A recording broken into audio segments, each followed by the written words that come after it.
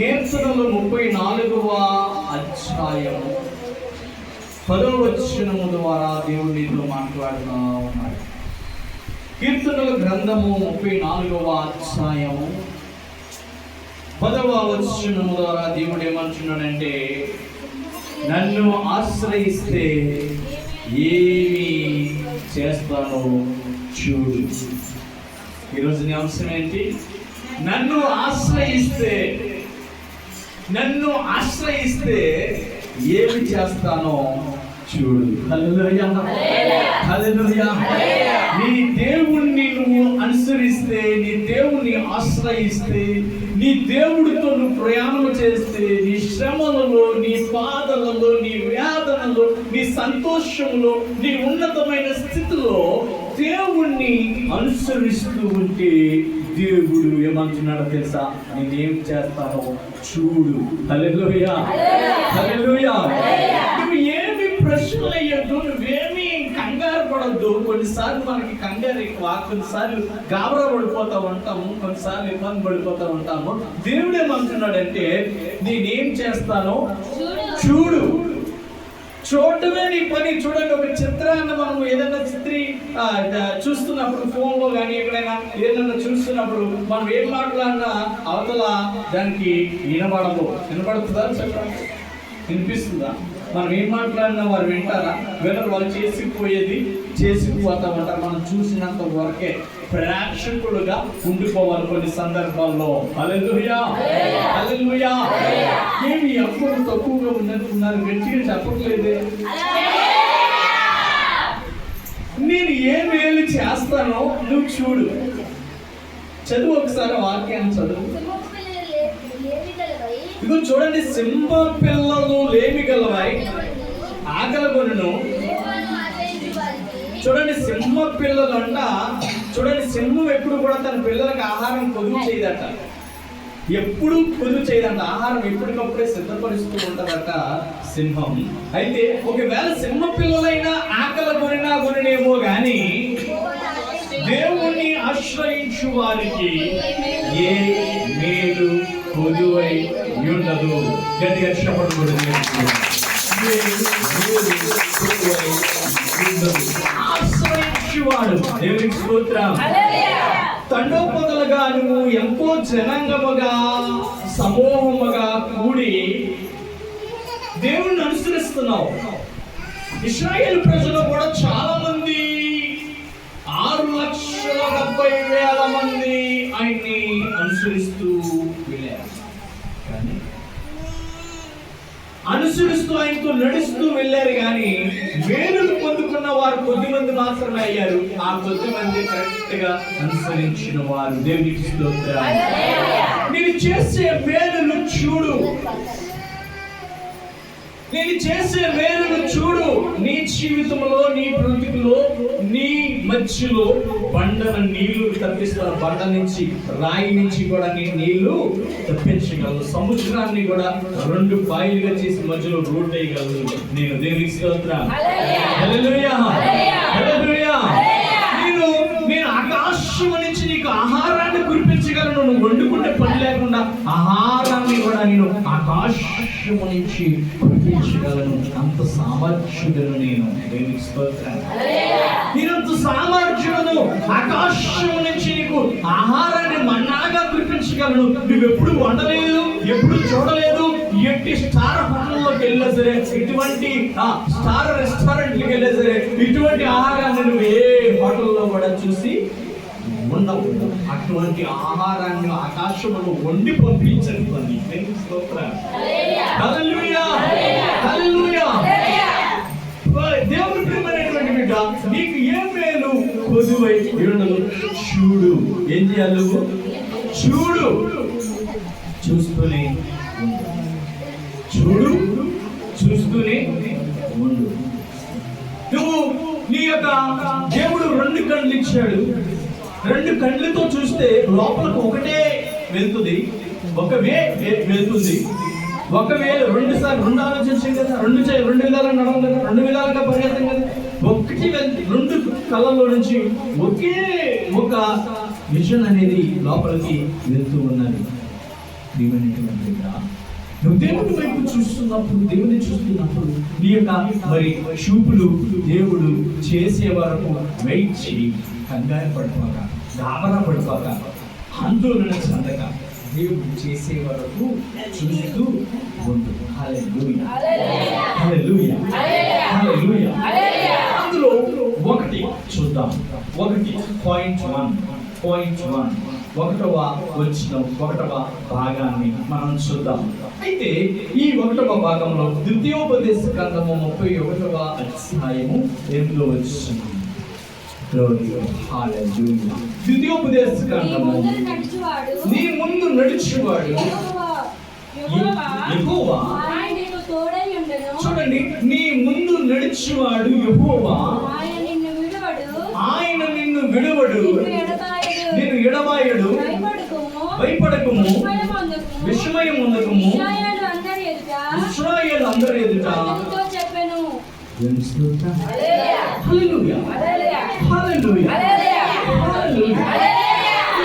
నీ దగ్గరికి వచ్చి చాలా మంది అంటారు అయిపోయింది.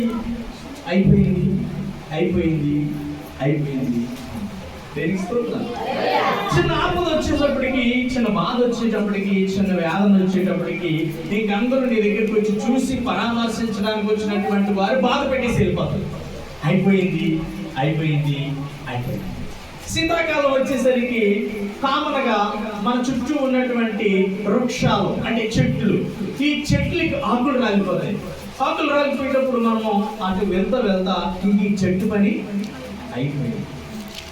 ఈ చెట్టు నీడనివ్వలేదు, ఫలాలు ఉండలేదు, ఇది ఎందుకు ఇంకా పనికిరాదు, కొన్నాళ్ళకి మూడైపోయి చెదబెట్టేసి కింద పడిపోయింది అని మనం చెప్పుకుంటాం.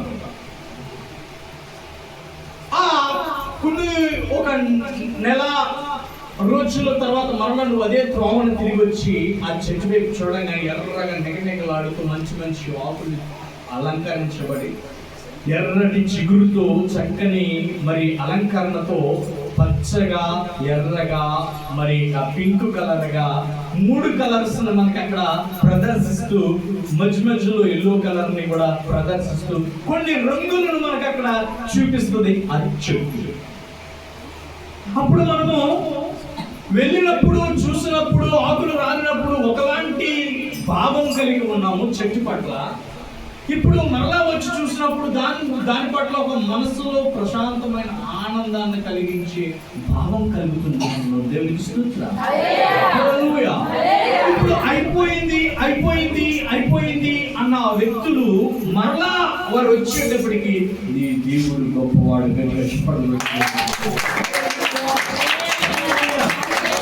దేవుడు నీ ముందుకు నడుస్తూ ఉంటాడు. ఆ సంగతిని గమనించుకోవాలి. చూడు. హల్లెలూయా. ఒకటి నువ్వు రాసుకోవాల్సింది, నీకు ముందు ఉన్న చూడు. దేవునికి స్తోత్రం. నీ ముందునున్నాను చూడు. నువ్వు గమనించుకోవట్లేదు, నీ ముందునే నేను ఉన్నాను. దేవునికి స్తోత్రం. హల్లెలూయా, హల్లెలూయా. నీ ముందుని నేను ఉన్నాను, నువ్వు నన్ను గమనించుకోవట్లేదు. నన్ను చూడు. నన్ను ఆశ్రయిస్తున్న నీవు, నన్ను అనుసరిస్తున్న నీవు, నన్ను పిలిచిన నీవు, నీ బాధలో నన్ను పిలిచావు, నీ శ్రమలో నన్ను పిలిచావు. నేను నీ ముందునున్నాను, గమనించుకో. దేవునికి స్తోత్రం. గమనించుకొని నీ యొక్క దృష్టితో, నీ ఏకాగ్రతతో, నీ యొక్క ఏక మనస్సుతో, నీ హృదయంతో నన్ను చూడు, నా వైపు చూడు. నేను కనిపిస్తాను, నీ ముందునే ఉన్నాను. భయపడకు, దిగులు చెందకు, వేదన చెందకు. ఇదిగో నీ ముందుని నేను ఉన్నాను. గట్టిగా హల్లెలూయా, హల్లెలూయా, హల్లెలూయా, హల్లెలూయా. నీ ముందునే ఉన్నాను చూడు. నీ ముందు నిలుచున్నాను చూడు. నువ్వు నా రూపం నీకు కనిపించాలంటే లోకం వైపు చూస్తే నేను కనిపించను. నీ ఏకాగ్రత, నీ మనస్సు, నీ ఏకదృష్టి నా వైపు పెడితే నీ ముందుని ఒక చిత్రీకరింపబడి ఒక మరి రూపాన్ని కలిగి నేను నీ ముందు నిల్చున్నాను, నన్ను చూడు అని అంటున్నాడు. దేవుని మహిమ కలుగును గాక. చూడు అంతే. ఏమంటున్నాడు? చూడు. హాగరు, నువ్వు నన్ను చూడు, నీ ముందునే ఉన్నాను. అలిగిపోయినా నీ ముందు, తప్పిపోయిన కుమారుడా నీ ముందునే ఉన్నాను.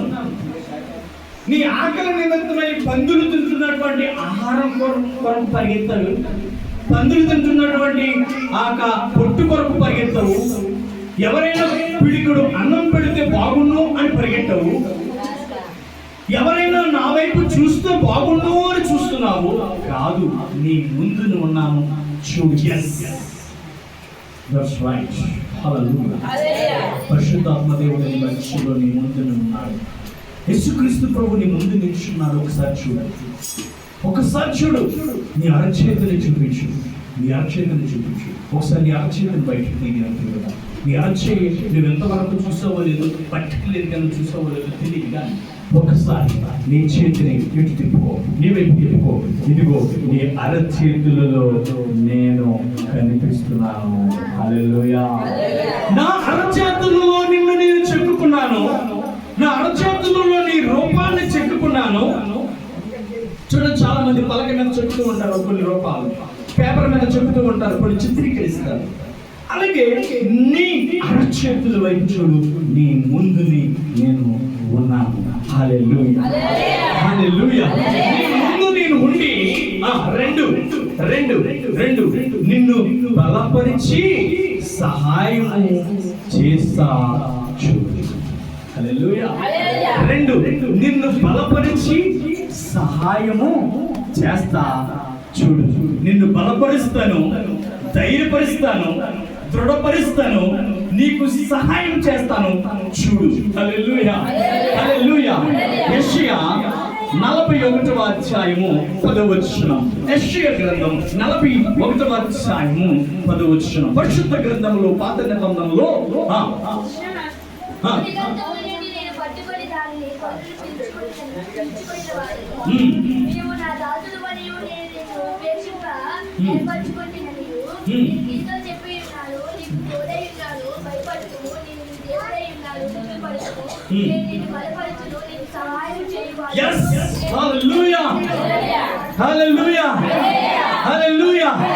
నిన్ను బలపరుతును, నీకు సహాయము చేస్తాను, భయపడకు చూడు అంతే.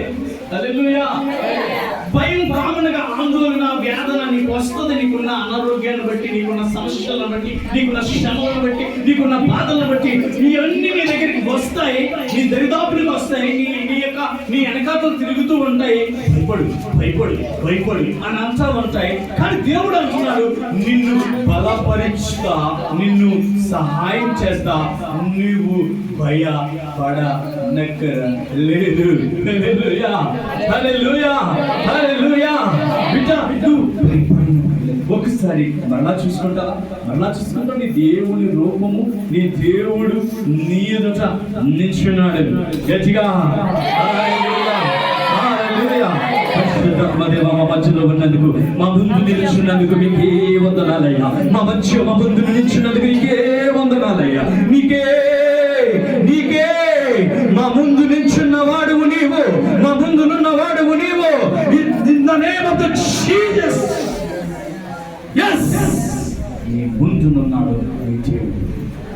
నీకు సహాయం చేయడానికి, నిన్ను బలపరచడానికి, నిన్ను నిలబెట్టడానికి, నిన్ను స్థిరపరచడానికి, నీకు సహాయం చేయడానికి, నీ శ్రమల నుండి, నీ బాధ నుండి, నీ వేదన నుండి, నీ ఆర్థిక నుండి, నిన్ను ఇబ్బందుల నుండి నిన్ను పైకి లేపుటకు నీ ముందున్నాడు చూడు.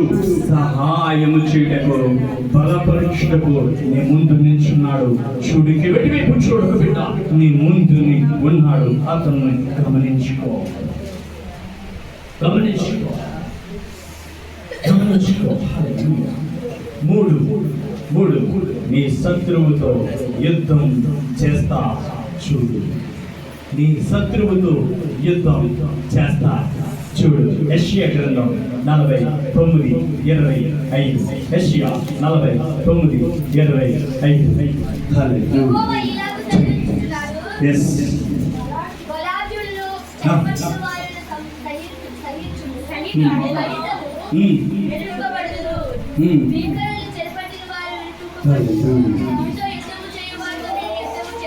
Hallelujah, hallelujah, hallelujah. నీకు సాతాను యుద్ధం చేయడానికి సిద్ధంగా ఉన్నావు. అయితే యుద్ధం చేసేది నువ్వు కాదు, నీ ముందు నిల్చున్న వాడు. హల్లెలూయా, హల్లెలూయా, హల్లెలూయా. యుద్ధం చేయడానికి సాతాను సిద్ధమే గాని నువ్వు కాదు. నీ ముందునున్న వాడి సాతానుతో యుద్ధము చేస్తాడు. గట్టిగా చప్పట్లు కొట్టు. నీ ముందు నిల్చున్నవాడే ఆయనే నీ పక్షాన యుద్ధము చేసి నిన్ను సహాయం చేసి భయపడకు బిడ్డా, ముందు నిన్ను ధైర్యపరిచి నీకు సహాయం చేస్తానని చెప్పి నిన్ను బలపరిచి నీ ముందు నుంచి ఆయన వచ్చి ఏం చేస్తాడు? నీ పక్షమున యుద్ధం, అనేక శోధనలతో యుద్ధం, అనేక బాధలతో యుద్ధం, ఆర్థిక సమస్యలతో యుద్ధం, అనేకమైనటువంటి వేదనలతో యుద్ధం, యుద్ధం యుద్ధం యుద్ధం యుద్ధం. yes నువ్వు అనుకుంటున్నావు శత్రువు అంటే ఇంకొకరితో ఫైట్ చేయడమేమో అనుకుంటున్నావు. కాదు, నీకు వచ్చే సమస్యతో ఫైట్ చేయడం, నీకు వచ్చే ఆర్థిక బాధలతో ఫైట్ చేయడం, నీకు వచ్చేటువంటి కరువు, నీకు వచ్చే కరువుతో ఫైట్ చేయడం, అప్పుల గుండా ప్రయాణం చేస్తూ ఉంటే దాంతో ఫైట్ చేస్తూ ఉంటావు. ఎవ్రీడే అప్పులోడు నీకు ఫోన్ చేస్తాడు, ఎవరు ఇంటికి వచ్చేస్తాడు, ఎవరు నిన్ను పరువు తీసేస్తారు, ఎవరు నీ పరువు తీసి వీధిలో పెడతారు, ఎప్పుడు నీ ఇల్లు పోతుందో, ఎప్పుడు నీ భూమి పోతుందో, ఎప్పుడు నీ ఆస్తులు పోతున్నాయో, ఎప్పుడు నీ అంతస్తులు పోతున్నాయో అని భయం భయం భయం భయం భయం భయం నిన్ను ఈ వీటికంటే ముందుగానే చంపేస్తానంటే దేవుడు అంటున్నాడు, నీ ముందు నిల్చున్నాను చూడు. హల్లెలూయా, హల్లెలూయా, హల్లెలూయా. చూడు, నీ ముందునే ఉన్నాను. వీటితో ఫైటింగ్, ఈ శత్రువుతో ఫైటింగ్ నువ్వు కాదు చేయాల్సిందే. నువ్వేం చేయాలి? నన్ను చూడు, నన్ను ఆశ్రయించు. హల్లెలూయా, హల్లెలూయా, హల్లెలూయా. ఆశ్రయించు. నా చేయి పట్టుకో, నా చేయి పట్టుకో. యుద్ధం చేయవలసింది నువ్వు కాదు. ఒక తల్లి సింహము పిల్లలు తీసుకొని వెళ్తూ ఉంటే, వేరే జంతువు వచ్చే పిల్లల మీద దాడి చేస్తూ ఉంటే పిల్లలా యుద్ధం చేసేది ఎవరు? సింహంతో ఏది నడుస్తున్నదో, ఏ పిల్ల అయితే సింహము పట్టుకొని నడుస్తుందో ఆ సింహము తన పిల్లల కాపాడుకోవడం కోసం ఏం చేస్తుందండి? నీ దేవుడు గర్జించే సింహం, యూదా గోత్ర సింహం. గట్టిగా హల్లెలూయా, హల్లెలూయా. నీ ముందు నడుచువాడు నీ దేవుడు, నీ ముందు నిల్చున్నవాడు నీ దేవుడు. నువ్వు ఆయన వైపు చూడకుండా సమస్యల వైపు, బాధల వైపు, వ్యాధుల వైపు ఏమైపోతావు? ఒక సమస్య, ఒక ఫోన్ కాల్ వచ్చే ఎప్పుడు కడతావురా మనంగానే మోకరించు. స్తోత్రం, హల్లెలూయా, హల్లెలూయా. మోకరించు. రేపే వచ్చి నీ ఇంటికి తాళం వేస్తున్నానంటే నేను అనుసరిస్తున్నా నా దేవుడు గొప్పవాడు. నువ్వక్కడే మోకాలేసి, ప్రభువా నా ముందునున్నది నీవు, నా సమస్యతో యుద్ధం చేయవలసింది నేను కాదు, నేను భయపడను, ఏమి కృంగిపోను. నా శ్రమల నుంచి నన్ను పైకి లేపేవాడివి నీవే. సమస్యతో యుద్ధం చేసేది, సమస్యతో యుద్ధం చేసేది నేను కాదు, నువ్వే. నా ముందునున్నావు కాబట్టి, నా ముందు లైన్లో ఉన్నావు కాబట్టి, నా ముందు వరుసలో ఉన్నావు కాబట్టి నువ్వు నాకు కనిపిస్తున్నావు. గొలియాతు లాంటి ఎన్ని సమస్యలని ముందు నించున్నా, ఎంత పెద్ద సమస్య నించున్నా, నీ సమస్య కంటే నీ దేవుడు. ఈ సెంటెన్స్ నాకు చాలా ఇష్టం. నేను వాల్ పేపర్లో పెట్టుకునేవాళ్ళు ఫస్ట్ ఫోన్లో. ఈ సమస్య కంటే నీ దేవుడు. నీ సమస్య నీ ముందు నించున్నా, నీ ముందు నీ సమస్య ఉంటుంది. ఎప్పుడు ముందు ఉంటుంది? ఎక్కడ ఉంటుంది సమస్య? ఎక్కడ ఉంటుంది సమస్య? మన ముందు నేను ఎప్పుడు మన కళ్ళల్లో ఆడుతూనే ఉంటుంది. అప్పు అప్పు అప్పు ఆకలి ఆకలి ఆకలి ఆకలి, బాధలు అనారోగ్యం అనారోగ్యం అనారోగ్యం, ఇలా మన కళ్ళ ముందు ఇలా తిరుగుతూనే ఉంటుంది.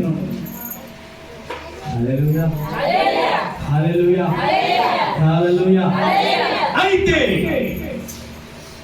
నీకెంతసేపు సమస్య కనబడుతుంది, కానీ ఆ సమస్యకి నీకు మధ్యలో ఇంకొక ఆయన ఉన్నాడు. ఎవరైనా? నీ యేసయ్య, నీ దేవుడు. ఆయన నీకు కనిపించట్లేదా?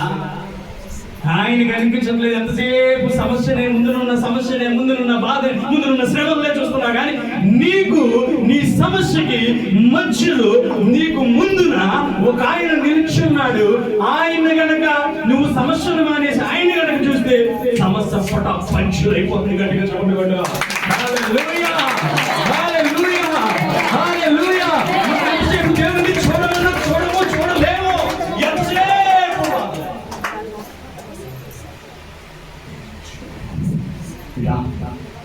నేను అనుభవపూర్వకంగా చెప్తాను. నేను అనుభవించి ఎక్స్పీరియన్స్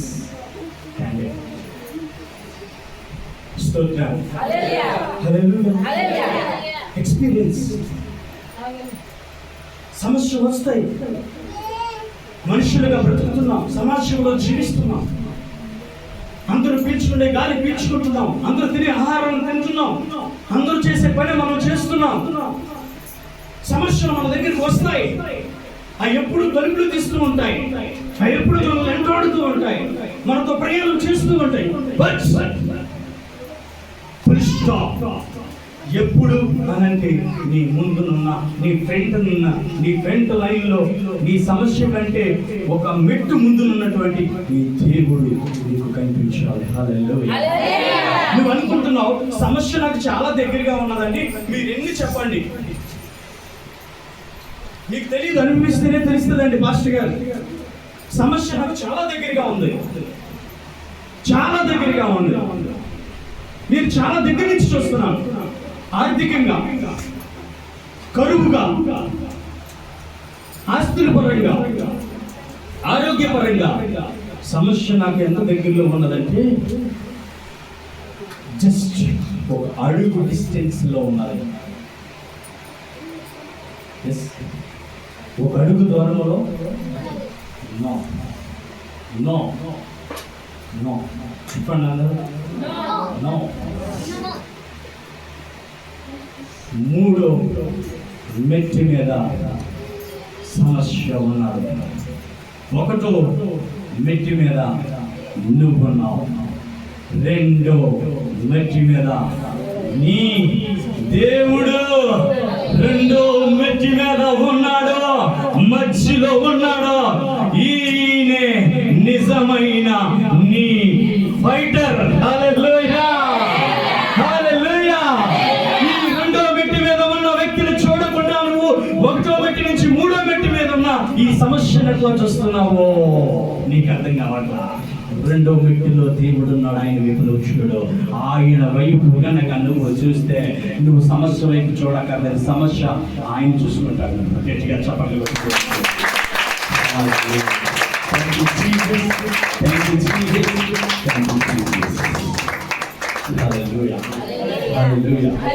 ఈ వాక్యం నేను నా జీవితంలో ఫలించుగాక.